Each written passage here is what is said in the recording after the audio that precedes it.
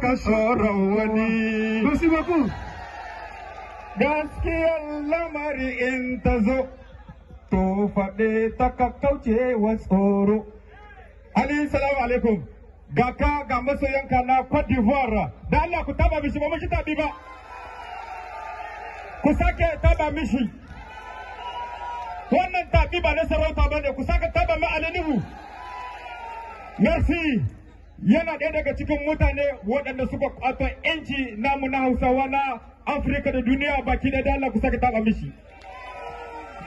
Danko muna so sarki wannan taro da ka gani duka masoyanka ne. Wace irin kalma gare ka ta godiya zuwa ga waɗannan masoya? To, barkanmu da warhaka.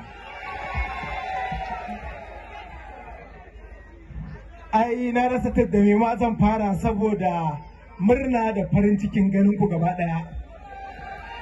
Ku tafa wa kanku gaba ɗaya. Muna godiya jama'ar ƙasar Cote d'Ivoire garin Abidjan. Na daɗe ina jin labarin ƙasar ku.